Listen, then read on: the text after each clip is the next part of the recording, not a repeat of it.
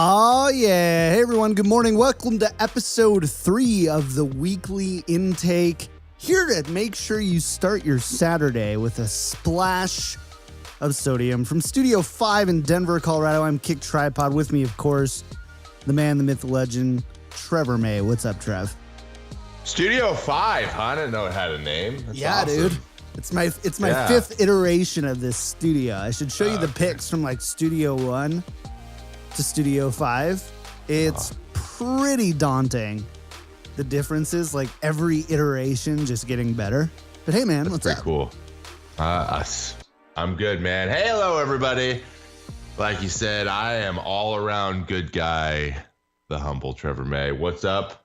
We have so many things to speak to you about because last week, both of us somehow lined up to have a bunch of random stuff, unexpected, unscheduled things happen all around the exact same time.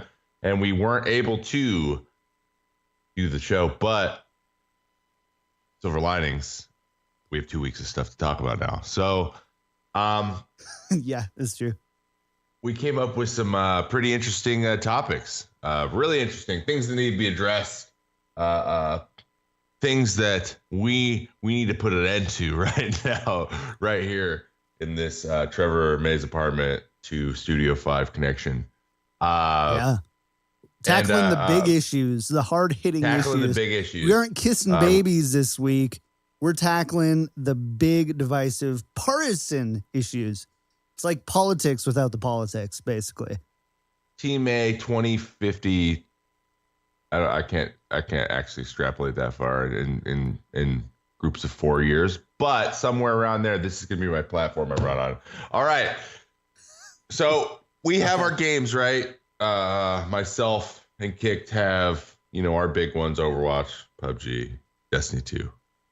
All of these games, even though that's a lie, even in PUBG, there's an element of it. Any of these games that is competitive and you're playing against other people, and to certain elements, you have to rely on other people to make the dream work. There is something called trolling, and there's also something that goes right along with trolling called being toxic/toxicity.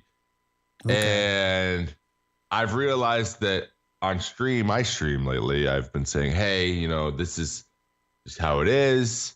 How do you handle it? And it's become because Overwatch, I stopped playing Overwatch for a bit, mostly because of all of these things. Just the game wasn't as fun anymore. Even though, we can talk about the meta wasn't fun either. So I think that's probably why there was two reasons. So that kind of took me over the edge for a bit. But 80% of it is just because of the not that people weren't being banned, or just that people find the need in a game like this to do this. It's just like, it doesn't matter how many people get banned. It's part of it.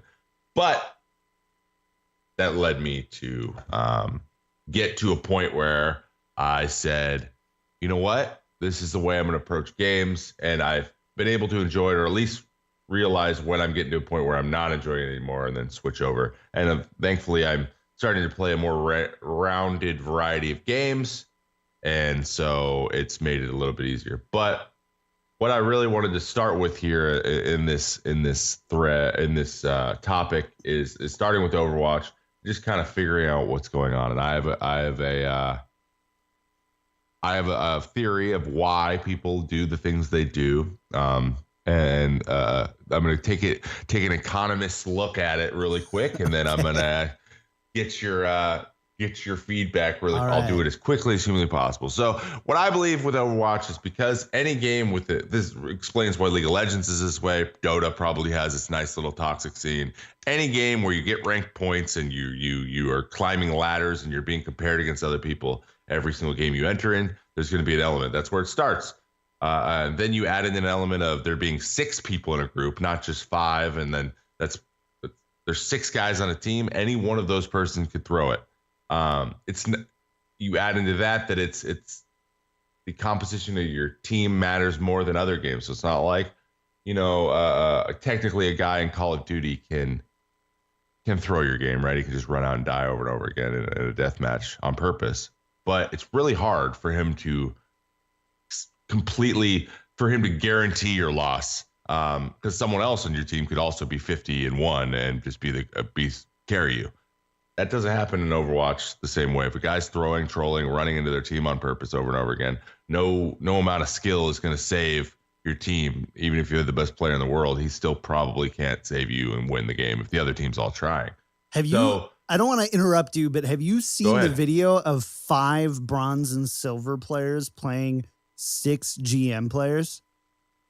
Yes, I've seen it, and it's on Reddit, all over Reddit. And stupid close, They've all been. Well, all those guys threw together. They were in a 6-stack, and they just throw games over and over. Oh no, different one. Different one. Different one. No, yeah, they went an experiment. And they wanted to see how much does it matter to have 6 people coordinating in this game. So they put 5 GM players against 6 bronze and silver players and had them play a bunch of different matches and a bunch of different game types and see, you would presume that the bronze and silver players would just get stomped. But with a little bit of coordination from the bronze and silver players, the GM players, they still won, but they really struggled to win. There were close games every time, even when bronze and silver players only have a 1-person advantage. Like, having a full team, working team is huge in Overwatch. Sorry, I digress, but that just reminded me of that. That's not digressing. That's right on key. So, like, you look at how important those things are, and then the fact that you're anonymous on the internet, it's just going to be a veritable, pardon my French here, shitstorm of like opportunities for people who are not having a good day or just are like that to just ruin some. Like, it becomes very quickly either they want to do what they want and play who they want, which is actually, if someone's like, I'm Hanzo, hey guys, I just want to play Hanzo, I'm like, I instantly don't care anymore and I'm having fun even if we lose. But if it becomes, I'm doing this to spite you, there's not a person in the world who that's not a pet peeve for. No one's like, oh, he's just doing it to spite me. Oh, well, that's not something that bothers me. Are you serious? So it instantly turns into pointless, and this becomes 8 of 10 games, especially at the end of seasons, and especially when it's the summer, and there's immature people doing it, which it's not the 15, 14-year-old kids necessarily 100% his fault that he just has no frame of reference of consequences in his life.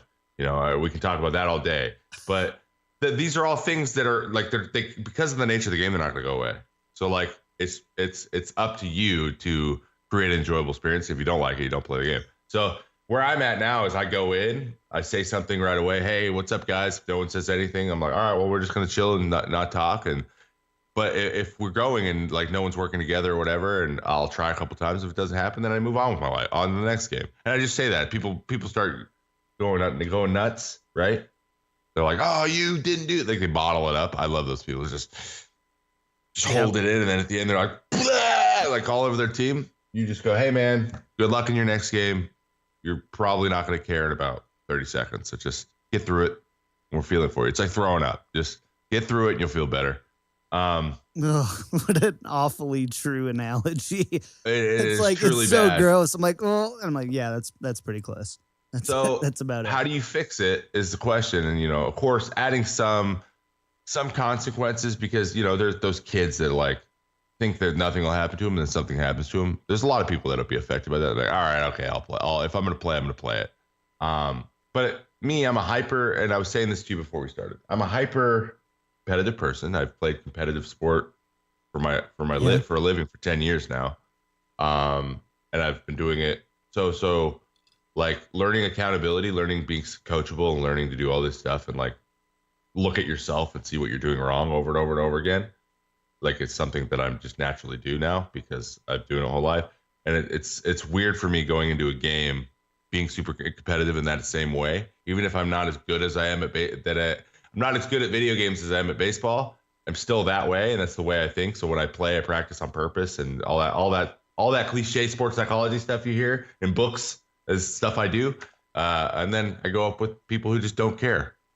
I actually had someone tell me in a game, "Hey man, have you ever?" I was doing the thing. I'm like, we're getting stomped. We didn't even get close to the first point on Gibraltar, and I haven't played Hanzo in a bit, and I'm not bad at Hanzo. So I was playing Hanzo, and he's like, I'm like, guys, it's not that big of a deal. Like, I was playing Soldier before. I'm playing Hanzo now. I'm if I don't hit my shots, I'm sorry. And I was going. I'm like, man, I'm potatoing, but like, they got it all. There's no way. We're not even gonna get close. And he says, have you ever done anything competitive in your whole life? Like, were you just throwing and you're giving up here? And I'm like, if you knew how ironic everything you were saying right now is, I'm like, man, they're just becoming. And then I realized there becomes a point where you, being the most competitive person in the world, it's just too much energy worrying about it. So that's what I've taken. You got to go in, you'd be like, hey, try to enjoy it with your team as much as possible, especially even if you're getting destroyed, making that fun and just like rooting for your teammates. God, kill him, kill the raid boss, the guy who's killed your whole team over and over again. Things like that. And then move on. And I've noticed that my win rate maybe is a little bit higher, but it's more fun. And I think that I'm slowly getting around to the people I play with who are also very salty very quickly, which I know the show is about salt. So maybe I need to keep on that element and not get rid of it. But, I'm just thinking about it hard. And I've realized that like, if I'm going to stream and I'm going to have people that are in the community hanging out, chilling, that if at least if I can make the experience a little bit better for them when they're playing. I mean, I think that it's worth it. So, that's just kind of my thoughts on it. I just wanted to touch on this question I wrote really quick because it'll take 5 seconds. When is trolling funny? Never. It's just not. It's funny when it's to your friend that you're in his group and it doesn't affect anybody you don't know. I think that's fun. That makes for good, high quality content. But team killing your random opponent in PUBG is not funny. Someone did it to me yesterday. Dang. After a very long game. There's 15 left and he killed me. Dang. Because he wanted my sniper rifle. He was the only one left in our squad. It was me and him. And I don't think I've been that mad in a long time. So I'm with you. For the most part, trolling is funny with friends. I think that there are some times when you're beating the other team so badly, you guys can kind of troll around and whatever. But is being like, toxic isn't the right word, but I think of like teabagging back in the Halo days or yelling in comms back when we had match chat. Do you think that is ever okay, ever appropriate in a competitive gaming setting?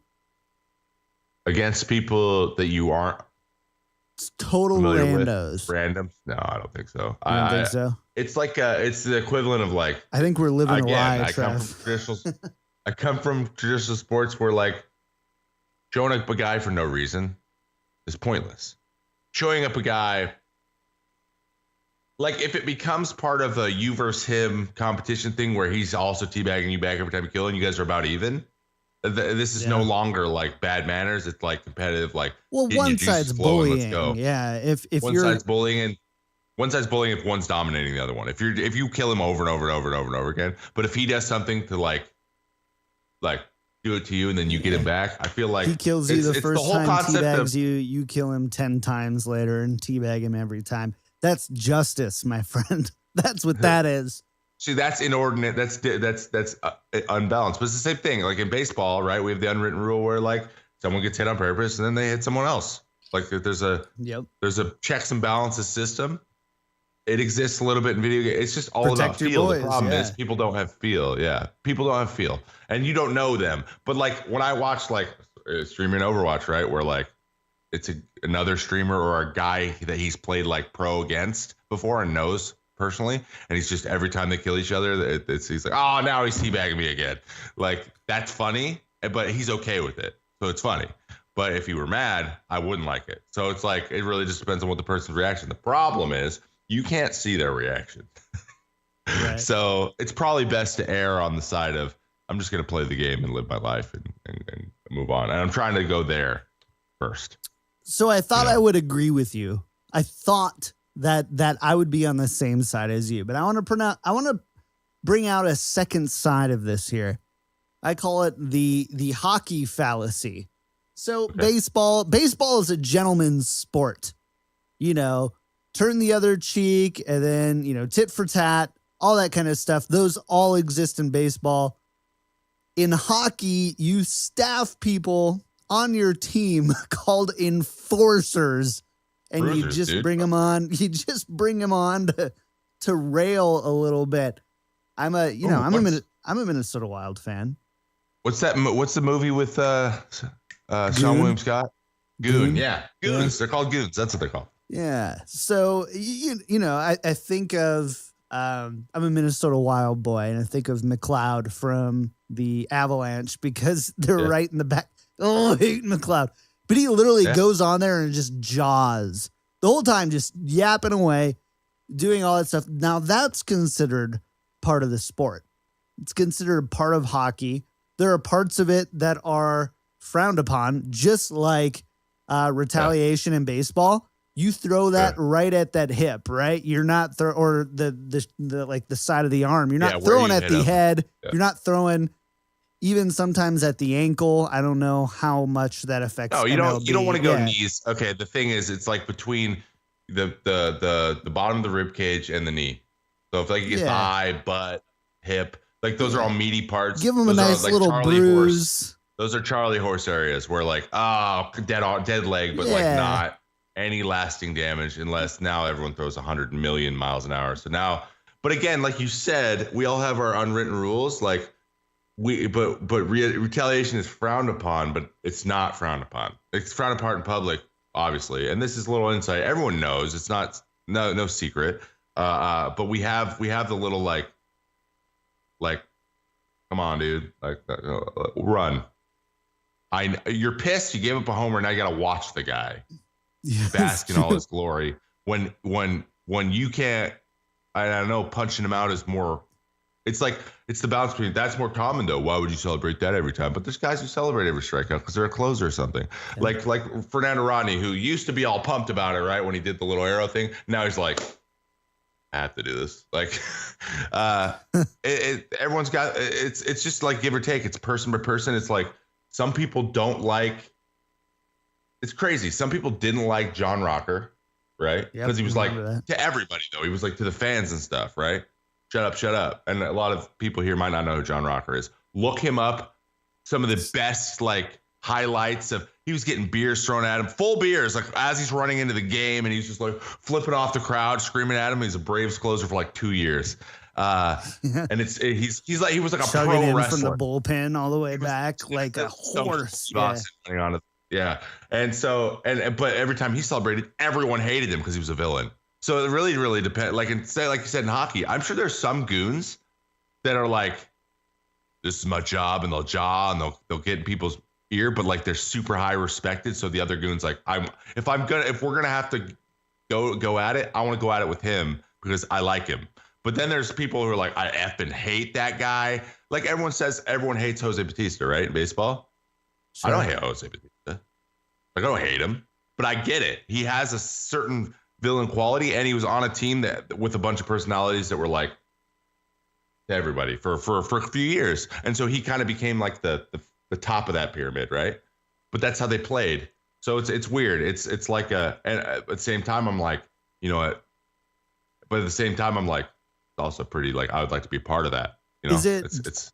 Do you think it's the anonymity that makes it okay for sports, but not necessarily okay for games? You can be a bad boy in sports and build up that persona. If you're going to be a bad boy in games, it's like, bro, I don't know you unless you're like, Tim the Tap Man or something where people, Big streamers can, right? Because people know them as people. They're like, oh, he's not really like an ass. But if you're just playing some random guy you never heard of, the only information you have to process about that person is that thing. Here's a weird anecdote for you, okay? This happened to me this morning. Okay. Here, I'll put this will put it in perspective for you, chat and listeners. I went to McDonald's. I took my wife to the airport, and I stopped at McDonald's 6 a.m, like 3 hours ago. And I'm like sitting at the drive-thru. Now I understand 6 a.m. Who's working at McDonald's 6 a.m? Nobody who's happy. Okay. And I'm sitting there. There's 3 people in line, so I know like there's someone at the thing. I'm there for 4 minutes. Nobody said anything.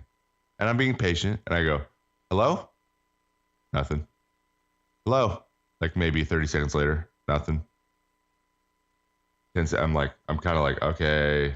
10, 15 seconds, I go, hello? And the guy goes, 1 moment, bro. That's what he said. Like 5 minutes into me being there. He knew I was there, and he was letting me sit there. Simple and I knowledge. go, no, I'm good. And I just left. I left. And you know what I did? I got to the light and I fumed a little bit and I started assuming a bunch of stuff about him.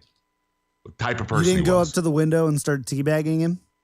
That's good. No. That's good. No. Like that's the only action I had to know the person by. We're human, so that's what we do. And so in video games, we're like, we create a picture really quickly about the person that is doing that to us, and then that makes us mad, and then that's where toxicity comes from. And it's really bad on the internet because it's anonymous. That's really all it is. But if Tim did it to me, or Moon, I'd be like, haha, Tim Moon, because I know. What if it's a big streamer you don't know? Then I'll automatically assume that, and then later, if I see who they are, then I'll be like, oh, they weren't like that at all. But that's human. We all do that. Everybody does that, and some people go to really, really angry a lot faster than others. Or they're the one instigating. Those are the two things, and it just happens. And so if you understand what's happening, then you can be like, oh, well, whatever, and then enjoy the game. But it's crazy that it takes so much mental energy. This is coming from a couple of guys, though, who will throw and break things when they get upset. Like I can go through some stuff. Yeah, it's let's put it that way. I have 3 backup mice and 2 backup keyboards, not including the ones I have plugged in, just in case. Okay. Just in case. Although this Zowie has held up pretty well. It brings us to our sponsor. I'm just kidding. What? You have the Zowie Fps Mouse? I have the EC2A. Oh, EC2A. Okay. I tried Do you have the FK2? FK2, yeah. I tried it. I liked it. Big. But the EC2A is the smaller one. The 1A is the bigger one. The 1A. I have the 1A. You have the 1A. Yeah, you have the bigger one. I have a little bit. I don't have small hands. I just like a little bit smaller mice. The Logitech G Pro is like 114 millimeters. And the Razer Death Adder Elite is like 128. The EC2A is 120. So like splits the difference between like the smallest and the biggest FPS mouse. I like the Death Adder Elite too. The curve was a little weird. I actually needed a little bit more boxy. So I actually used the one I'm using right now is a HyperX. It's very, very close to the Death Adder Elite. Slightly bigger, slightly wider, like barely. Sure. Just the middle. And I love it. I mean, I got gigantic. I have big bear paw hands, so I'm like Shrek. Weird professional baseball player has big hands. Yeah, they're really large. So I guess that chat and podcast listeners, just if you want to really enjoy a game, you're like, I don't like this because it's so toxic. There's a couple things that you can do to just going into a game with an understanding and just kind of like working through each situation one at a time. You'll enjoy it a little bit more in a competitive nature, and also just playing with your friends is a great way to like making sure that you have a couple people that like aren't also getting lit. The problem is a couple guys I play at least Overwatch and PUBG with, they also have a tendency to get saltier faster than I do. So like that doesn't help. Right. When I'm the middleman, like, hey, everyone calm down, But that actually takes me to the next part, which is also interesting for me, and I wanted to touch on because I'm becoming very, very interested in this, and I think that you might have some. So I'll set it up, and I'll get your thoughts first, and then I'll jump in. So toxic culture, and now we're seeing the development into franchising of esports, right? Where big money who runs organizations to where you come in and you're trained to be a professional athlete. And they're used to that. They run those organizations. They own those organizations. The Patriots, you have to go to rookie camp, right? You got to go to mini camp just with the rookies where they teach you how to handle yourself, not only in public and on the field, but also in public. All this stuff, like what it's like to be a consummate professional, always be on time, do your work in the training room, all this stuff. You have to learn this stuff, right? NFL is a little different because they literally have to learn it in like weeks. But a lot of that framework's there in college. It's much college baseball to professional baseball there's a way bigger gap than college football to professional football. Just look at the bats you use. Yeah. But Yeah. so there's a learning curve, right? Going to be a professional. Now we're seeing kids that are in their house, really good at video games. They may or may not troll sometimes because they're alone in their room. Now have to play on a stage, part of a team, be at practices. They didn't really play sports. They didn't develop any of these things. And it's become a huge problem to where sometimes guys just don't show up for practice, like a lot of them. Sometimes coaches don't show up for practice. A bunch of 20-year-olds with being pointed in okay, this could maybe make money, but that's all. Like you can see by how they're signing terrible contracts for 3 months where they think that they can just leave at any point when they can't. They think they get the money. It's guaranteed. It's not. So the culture shift, how it's happening, it's interesting to think about how it's going to affect esports because especially here, think about this one. People who played for fun and they were just really, really talented. And the competitive side of thing wasn't like, you know what I mean? If you're so competitive that it makes you angry when you lose, that's really good as a competitor, right? But if you were like that, it's hard to do that when you're playing technically for fun. You're not playing for any real like money or anything. So like there are kids that are just, they play competitively, right? But they know the overarching theme is, none of this matters. But then when it suddenly matters, making that adjustment, how do you suddenly become serious about like showing up for scrims 8 hours a day? And like, it's very interesting to me. And I think that because the culture, especially in Overwatch, and we're talking about Overwatch because the OWL is coming out too. It's a good example. How do you make those like how do you think the transition is going to happen? Do you think it's all? I mean, do you have any thoughts on that? You know what I think I do. Yeah, I think I do. And I will preface it with this. I believe that not enough professional gamers have enough competitive background. Just in general, sports is the pinnacle of competition at a young age. It's a very structured. You have coaches and adults around there to facilitate proper competitive emotions. But I think it goes on to even math league and chess club and debate and all that stuff. Like, I think all of that stuff still has competitive value, but I think sports is the pinnacle of being competitive in a controlled environment with consequences. And I think that's the greatest example. And honestly, a lot of these professional organizations and a lot of these professional players don't have that competitive experience.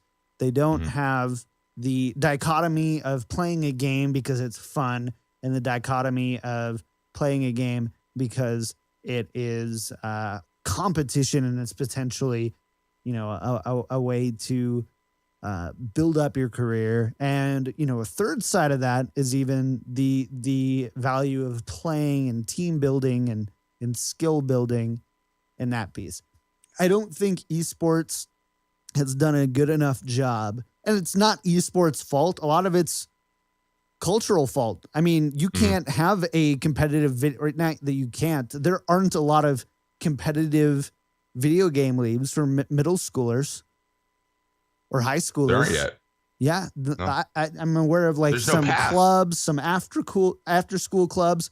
But ultimately, you go from playing for fun with your friends, maybe playing at a center. Here in Colorado, we have Clutch Arena, which is a pretty good organization as well. They were big in Overwatch in the very beginning. Well, and then that stuff's very new too. Like in the last couple of years, those are popping up. It's brand new. But ultimately, if you weren't involved in sports or some part of competition growing up, you don't have the basis. A lot of the times, a lot of players struggles with the basis for competition, for work ethic, for proper manners isn't the right word. Etiquette. There it is. Proper etiquette in competition.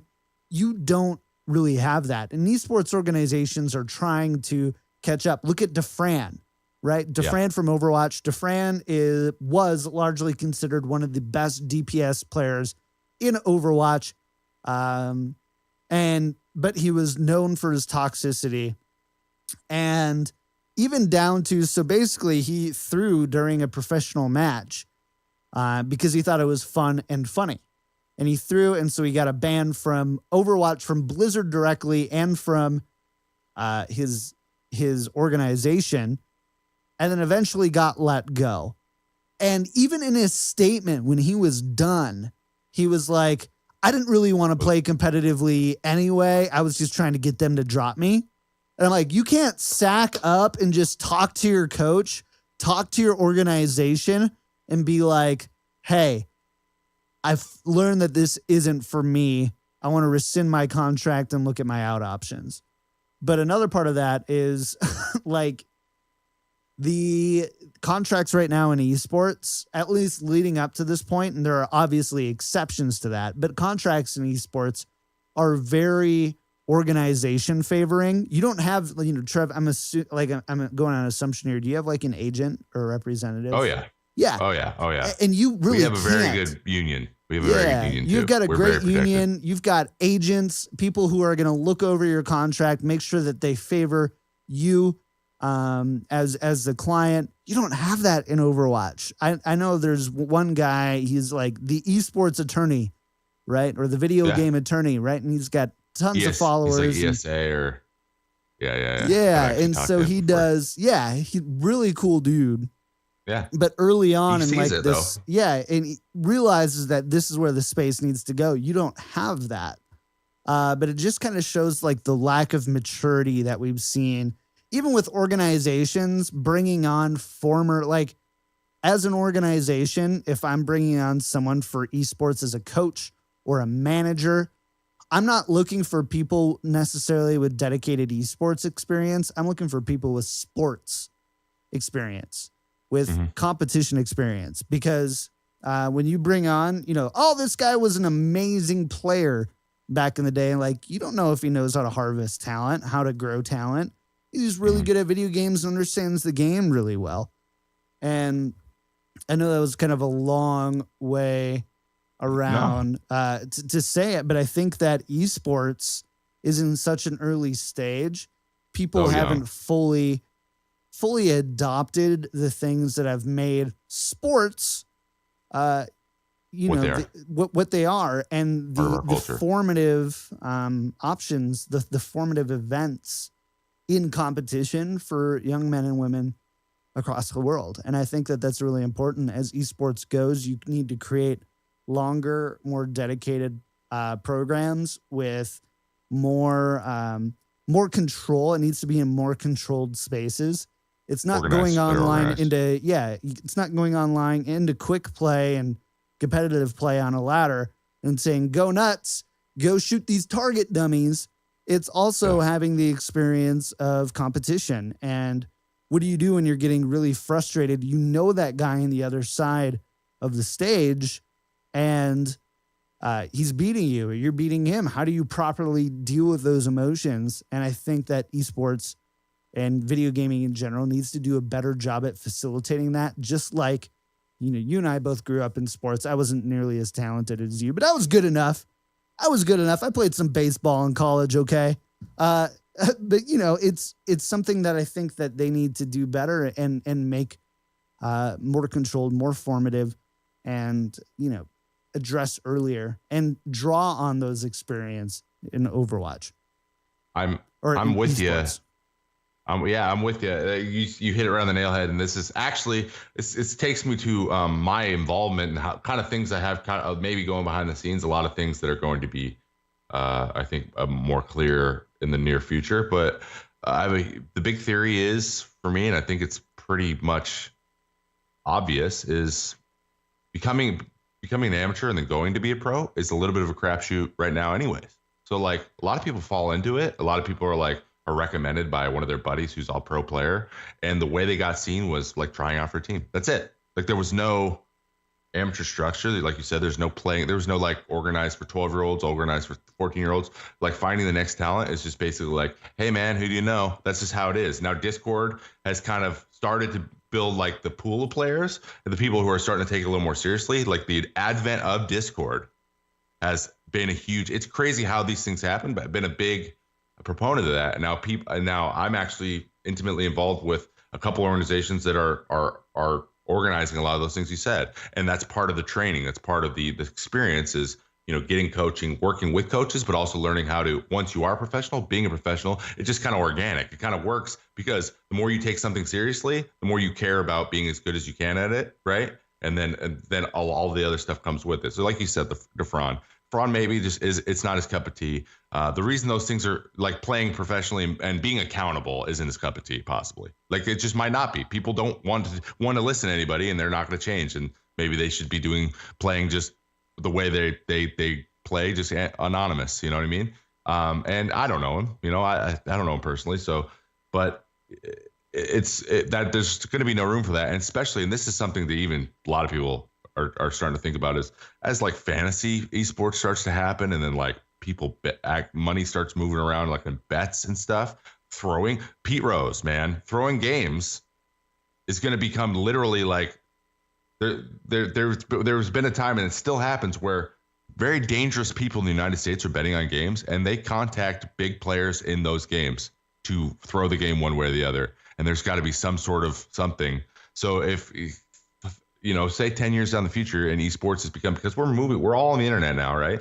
Kids are going to like say, I like video games more than I like sports more often than not.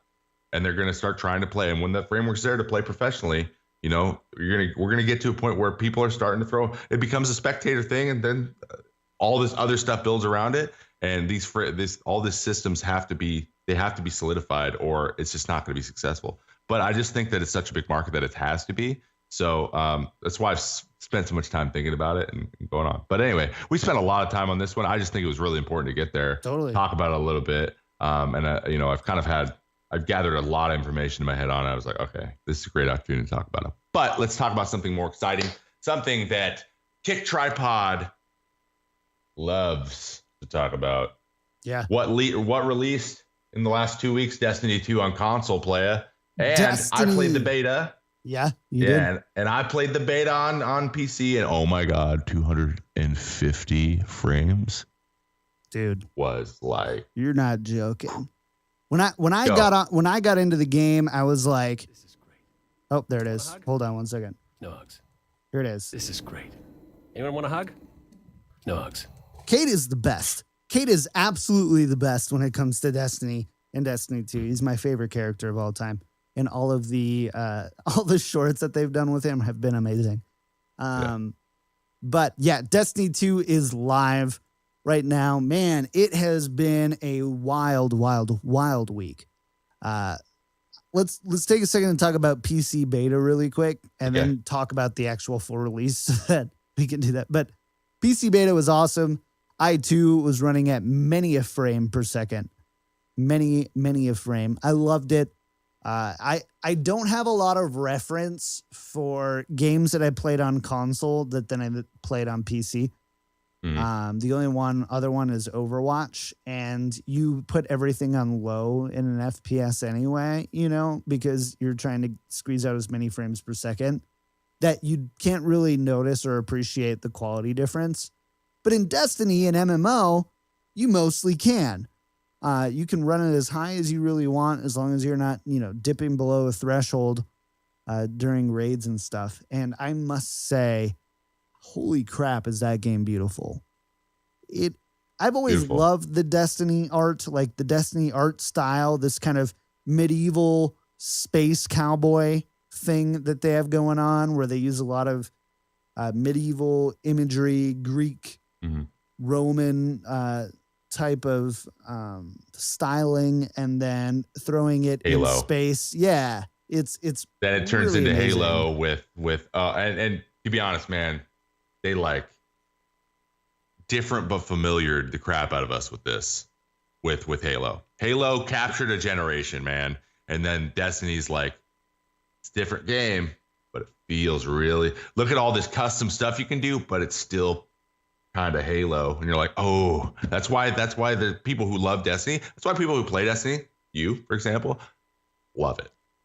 And then you also played WoW, so you're like, oh, it's an MMO too. Oh my god! Like I got you. The number one thing I didn't like about World of Warcraft was that I didn't have a gun. So I'm an FPS shooter guy at heart. I love shooters. Give me a shooter. Give me an MMO. You've got me. You've kind of got me roped in, I guess. So that was awesome. Trev, how was your experience on the PC beta? I noticed that now that I'm streaming like a part-time job at this point, I notice every frame drop or every time a game is not optimized. I play a lot of PUBG, so I'm like, I've become a lot of people have gotten numb. I've gotten more sensitive. So like right when you get in and you watch the awesome cutscene and you're like, oh, he kicked me off the thing. I'm so sad. No, Rubik's Cube. Then I started moving my gun around. I'm like, I'm on a 60 hertz monitor right now, and this thing looks amazing. And just like big thing for me, big thing for me. Lately in games, I've been trying to develop my time between picking up targets and hitting them, right? And Destiny, like being so smooth, and it's all about snaps, right? It's all about picking up headshot. I was like, ooh, I get to practice this too. It was just like a perfect storm. And it was it's a really, really cool storyline. The campaign was fun. Of course, it was just a little bit of content, right? And I could see PvP being the same way that PvP in WoW was like I'm like, 2 hours. You know what? I'm going to try to develop my skills to PvP. If you get good at PvP in WoW, it's like, you have 30 million buttons to keep track of, and it's a lot of fun. The same way it had the whole, you got to test the guns, and you got to see like what type of play style you would do, when to use your ults, all that kind of stuff. A lot of the stuff from Overwatch, and I was like, oh my gosh, there's a raid. So I went and did the raid, and I fell in love. I mean, I didn't even kill the thing, man. The group I was in, they were literally going AFK every time we fought the thing, so I was the only thing fighting it. But I'm like, there's gonna be like a bunch of raids, and there's gonna be people like scheduling them, and there's gonna be all these guns, and everything's customizable, and you can build there wasn't enough content. I played it for one day, but let's just say I'm currently developing my group for next month. I'm not a part of that. No lifing. It feels bad, man. Well, I have one member, so just your invitation's in the mail. Be patient. Yeah. Okay. Is it one of those cards that like confetti pops out of?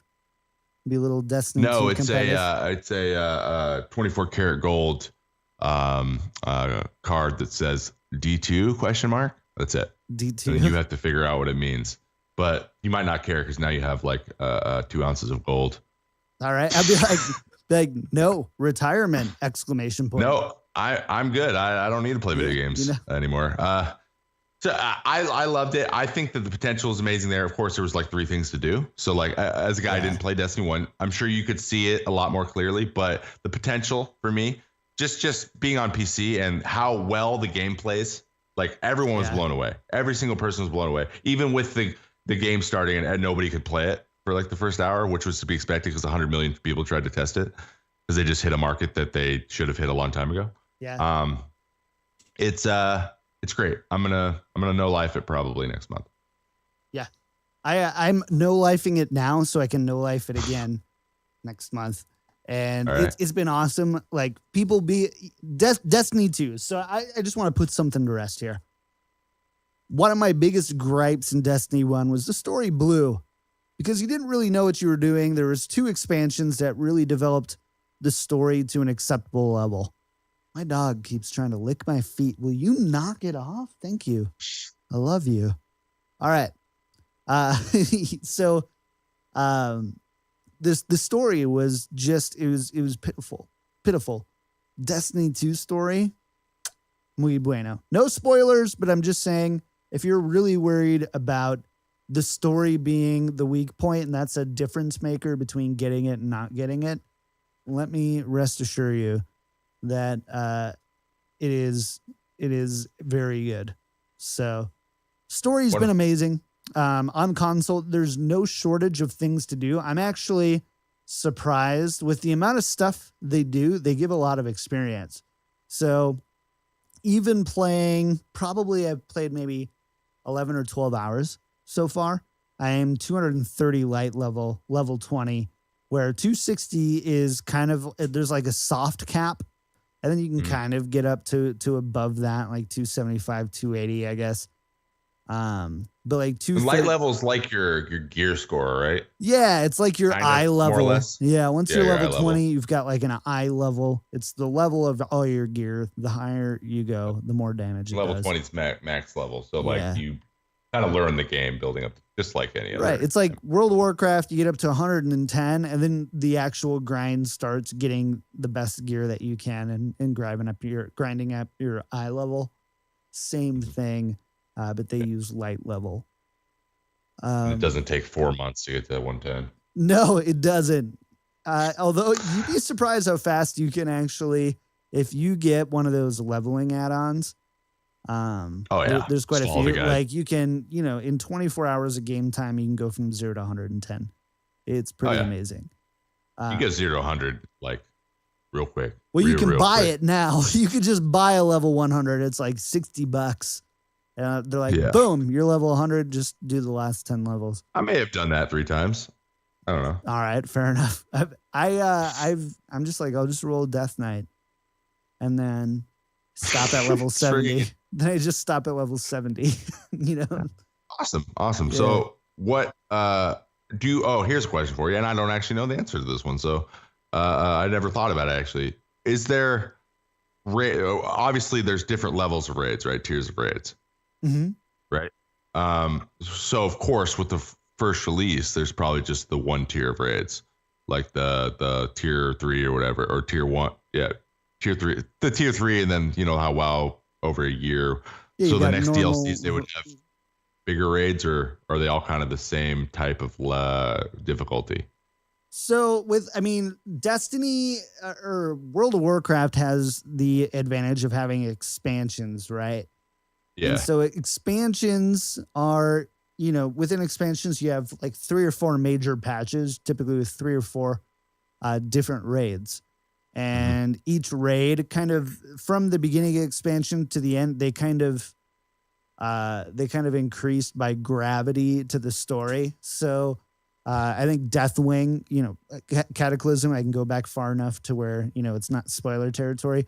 The first raid is pretty much like kill this guy's general and get a foothold kind of thing. And the second one's like, all right, start taking off the leadership really quick. And then the third patch is boom, we're fighting Deathwing, kind of thing. And I think Destiny's kind of done the same, but it's kind of pseudo because you have expansions and you don't really have raid patches. It means that basically every time they release an expansion, it becomes more like a patch, and it's kind of weird. So you have like these weird arcs. So yeah, the raid for this first expansion, the one that we're seeing called Leviathan coming out, it's published on Destiny or Bungie.net, so I can say that. Leviathan, it's a big deal. It's establishing an enemy and establishing what makes them so horrible, but it's also in like overall magnitude is going to be smaller than the other ones, right? In how that works. So yeah, they do at this. It's kind of weird the way that Destiny arcs stuff. It's like you literally do one raid is an entire arc in Destiny. Whereas one expansion with 3 raids is an entire arc in World of Warcraft. And sometimes they go so over you 2. progress through it. Yeah. So as you progress through it, it becomes not necessarily like harder, but the rewards are bigger. The rewards are bigger. The gravity is, the first time it's like, oh no, we need to get this base closer to the bad guys. So go in there and take that planet. Where at the end it's like, all right, the gun's facing Earth and we have 10 seconds before Earth is obliterated. The gravity is very different. I got you. Yeah. Awesome. I mean, that's It's like they did such a good job because I've told you right before I beat Uncharted Lost Legacy, and it's just a story, right? But again, like you said, as the story progresses, the gravity gets crazier, and then you have to make like use the mechanics of the game faster and faster and faster and faster faster faster faster and figure things out. Like the puzzles get, instead of you walking around a room and turning stuff, they become I gotta jump over this, and then I gotta go under here, and then I gotta get up here, and then I gotta throw my rope and you gotta do it all snap snap snap. Yeah. And like, but the drama of the story gets more and more and more. But of course, then at the end you beat it, and that's your reward or whatever. So they added that element. It just makes a really great game. It's really well rounded. It sounds like, and like you said, they brought the story. The story's much better than it was in 1. I think that's gonna hold. Like you said, dude, I got to level 10 in Destiny 1. I'm like, what the hell am I doing? Where am I trying to go? And then when they added the rating, I think, or to rating it what it is now, because it wasn't there right when Destiny 1 came out. That's kind of like, they're like, okay, we kind of found the key here that kind of brings the worlds together, which we were trying to do, which was our goal. And I think they figured it out. So I'm really excited to quote unquote no life it as much as possible. It'll be at the end comes out on the 24th. Is that right? Yeah, October 24th, I think. Sounds October right. 24th. So the Twins will be just about to win the ALS, or ALS. Did I say ALS?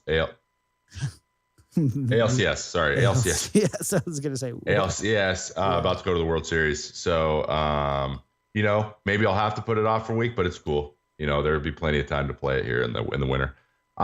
So really quickly, we spent a lot of time talking on the first 2. Destiny, great. I also see here in the notes that you're loaded up on Pop-Tarts and Rockstar Energy drinks. I hope you have a lot. Oh, dude, get that extra XP, bro. Yeah, get the extra XP. Remember, guys, we are no way, shape, or form sponsored by these 2 things. They're just pretty good. If you like coffee, though, Madrina's Coffee TM. But if anyone from Rockstar or Pop-Tarts are listening, it's for you. My email is down below. So, which actually, that last segue was pretty good for going on to our last topic here. Just talking, I want to just really quickly touch on the concept of hybrid genres and how prevalent it is now in game releases. All indie developers are doing it. Everyone's trying to find that balance with the advent of Destiny 2, and then the advent of Overwatch being a MOBA / FPS, and then there's games that are I actually can't think of a MOBA RTS combo. I'm sure RTSs are going to start just being incorporated. I know a lot of people don't like RTSs. MOBAs came from RTS, right? MOBAs came from RTS, yes. It was a mod, Dota basically. came from a Warcraft 3 mod. Yeah. Yeah. A lot of them. And so, but again, things go in cycles. I could see the strategy game in that context. I have friends that really, everyone's claiming for one, but then they never play them, right? So if a really good one comes out with some sort of element that's really popular at the time, I think that it might have a chance.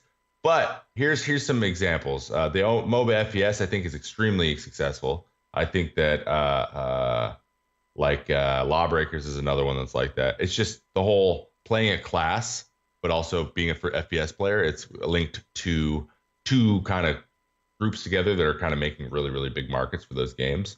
I would be interested. I'm really interested to see, because like you said, Battle Royale is just a mod of, these survival games, right? So if Battle Royale then starts to be someone comes out with some sort of Battle Royale with some sort of element of grindiness to where, you level and you get perks and stuff, and then you fight against other people who are at the same level, things like that. In some sort of arena based, because it's already arena based, right? Yeah. Because right now it's just a ladder with points. There's a lot of directions you can go. That's very interesting to think about. But I actually played a game that I wanted to bring up. I don't know if anyone's even heard of it. I don't know if you've heard of it. It's called Keystone. Have you heard of Keystone? I have not. So Keystone is in alpha. I played it in alpha. And it's very interesting. It involves, you build a deck of cards, and then you play an FPS MOBA based on that deck. So your abilities change based on your cards, which is it's very interesting because of I'm interested in because of the competitive side of things, that they build out a ranking system of things. you go in with comps similar to like WoW.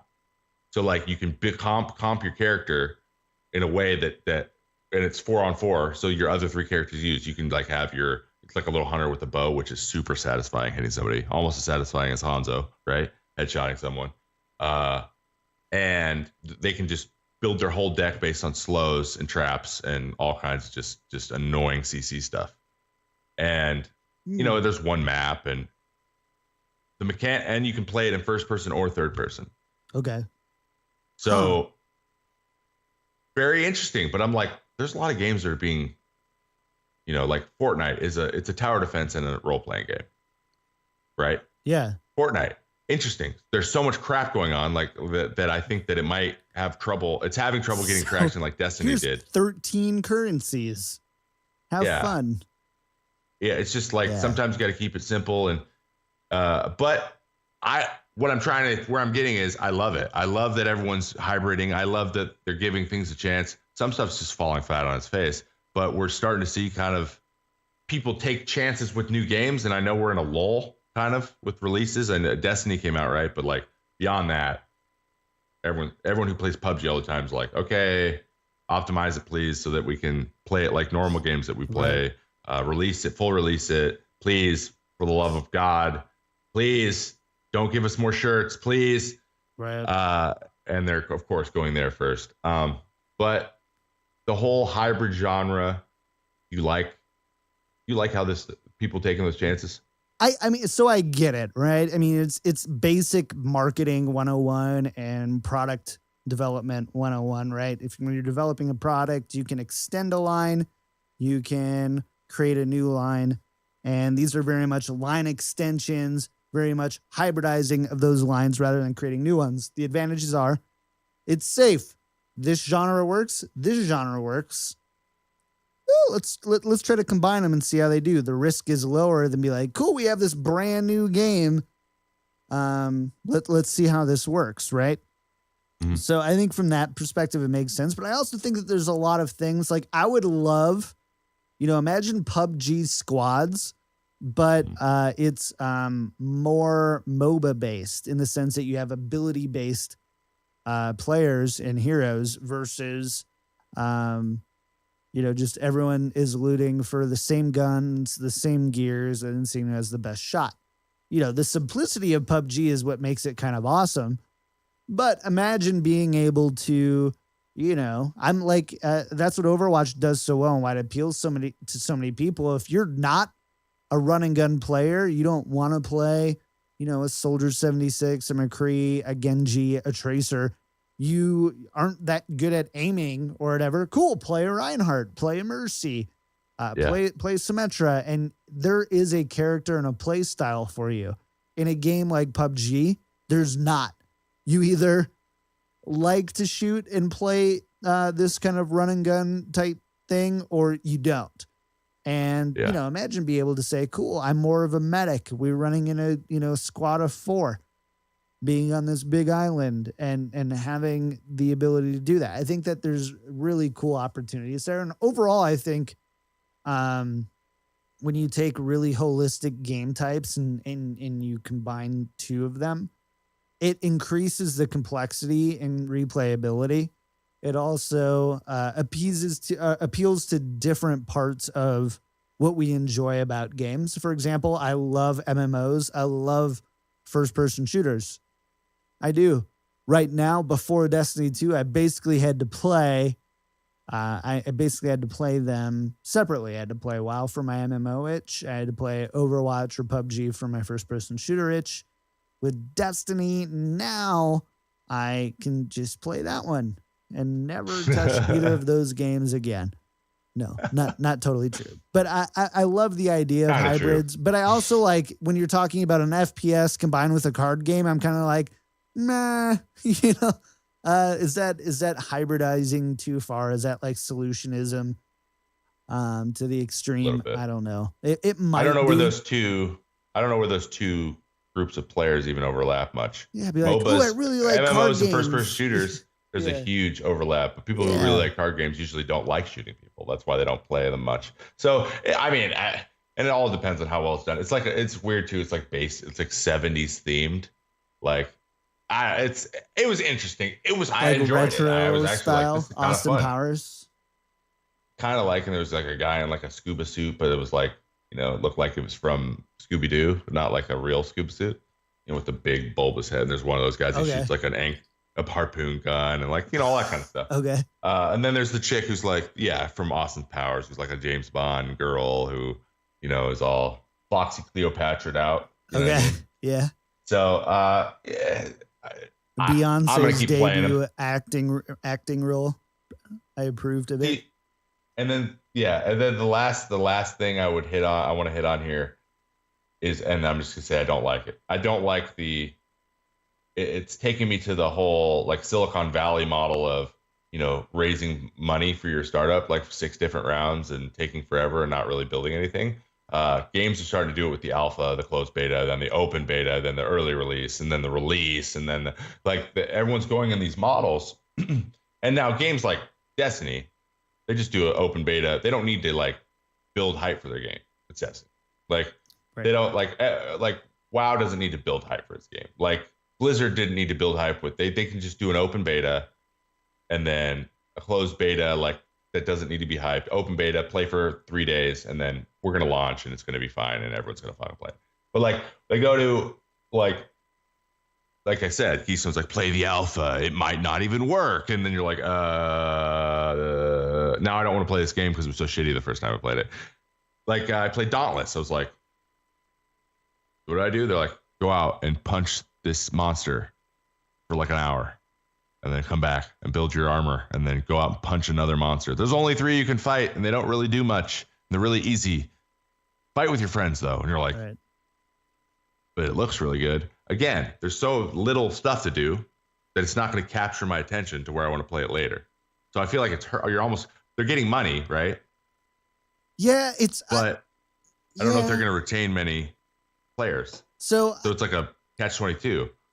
Blizzard has been amazing with how they position their alphas and their betas. We're using this to test our game with a larger subset of players. We want to test our system scalability. We want to test balance. And the best way to do that is to get it in as many hands as possible. This is a beta. Things are going to break. We are going to purposefully break things. And, they go right in to do that. And I think that the Overwatch beta ultimately was really, really successful. The only problem they had is that the closed beta, they're like, we're opening this up to a very small subset of people. We're opening this up just to test it. This is not early access, and people were upset because I'm not getting in. This is, I'm not, and I get that. I think PUBG is the worst example of, or best, depending on the way you look at it. It's the best example of using a working beta as a way to make money and not actually make your game better. There's no reason why PUBG is still in beta. It's the dumbest, stupidest thing ever. It's just money grabbing, and it's also an excuse that they don't have to fix their crap. And I hate it. I hate it. I hate it. I hate it. And like, release the game, put in microtransactions after, like you promised. Don't try to nickel and dime me for playing your broken beta game that you're not fixing. I'm sick of that, but I can appreciate beta. I don't like early access for the most part. I think it's kind of dumb. Like if I have one complaint about Destiny 2, it's all the exclusives on the individual platforms, and PS4 gets things up to a year earlier just because Bungie doesn't like Microsoft anymore after they kind of screwed them with Halo 3, and whatever, but at the end of the day, Overwatch, I think, has done like the perfect job of a beta should be to test things, to make sure things work, not break things, not to, hey guys, play our kind of working game while we figure it out. It should be, hey guys, here's our working game. Here's our vision. Help us fix these things and give us feedback on it so we can go back get those things ready for release. And I think Blizzard has done it right. I think Tyler Perry's Blue Balls Battlegrounds has done it wrong. And I want to see more Blizzard type betas and not PlayerUnknown Battlegrounds betas. Yeah, and the problem is a lot of that comes with the size of the company and what they can afford. You know what I mean? Like what they can afford to just assume. And Blizzard can assume that people are going to play their stuff. Bluehole, on the other hand, couldn't assume that, even if market research told them that they wanted it. But again, like, please just like make the game good. Like, in the end of the day, like, you set out to make a good game. Please, PlayerUnknown, don't just go to another, like have some pride and be like, hey, I want this game to be great because, you know, H1Z1 isn't great, and you made that too. So like, people are buying a lot of things, but in hope that you're going to make it great, and then you've not delivered twice in a row. He makes good games, but like, and of course, if you go by money, like, everyone will be like, oh, it's wildly successful, but retaining, like, people will eventually, like, crowd stops playing, man. So just keep that in mind. Like, you gotta, and they know, but like, you know, that's kind of, no one plays H1Z1 on Twitch anymore. No one watches it therefore anymore. And then less people play it. Simple. I don't know. I would love a company just be like, hey, you know, we care about our players. Here's actual proof that we do by our actions, not by a bunch of press releases and how we're working on stuff. Because release, like for example, here's a show of faith. Say, hey, we're releasing the game on this date. Haha. Like, why does it have to be a secret forever? Like, why can't there be a date for release? That's the biggest thing for me. But I want to know how they can get this game out on console before they can ship a working format on PC. Like, officially, like, yeah, technically they don't have one. So it's amazing. It's, you know, everyone's like, 6 months we'll have a release. It's been 8 months now. The game's been out and, you know, nothing. So right. Yeah, well, I mean, we'll see. We'll see what happens. Actually, I think the game's been out for 6 months. That was a lie. But yeah, we'll see what happens. I think it's a bad precedent overall, but, you know, certain companies do it a little better than others. And I hope that every indie developer doesn't like go for here's what we have, give us money for it, for the possibility of what it could become. Too much. I mean, some people need to do it to get something. A demo is a great way to do that. Demos have been proven to do Tony it in the Hawk, past. Bro.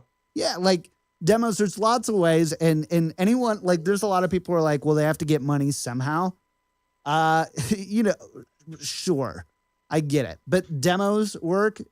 Just look at the venture capitalists that are investing in video games. If you have a good game, it is not difficult, or difficult is definitely a very objective term. Yeah, objective term, but comparably, it's not difficult with a good game to get it funded. It's not. Yeah. If you're in front of the right people. Look at PlayerUnknowns. They're backed by Microsoft, right? They're one of the biggest, you know, gaming studios ever. And is that because they secured pre-orders? Sure. Is that because they have some early access stuff? Sure. But could they have done the same thing with limited demos? Could they have done the same thing with more grassroots campaign? Probably. Yeah, definitely. I would say. So yeah, it's just the model. I'm just hoping that the people don't go so nuts on it to where we're just playing, like, nothing's like, we're regressing on quality of game because people think that they're less worried about making a product and more worried about getting money on the idea. And that's kind of where a lot, not only just video games, the market, but just pretty much all markets are going that way. That's the way you get funded for anything really right now. So I hope that, you know, something, because it saturates itself out and they're like, okay, this stuff works a little better if we tone back a little bit and actually like have something really, really well done and not try to rush everything.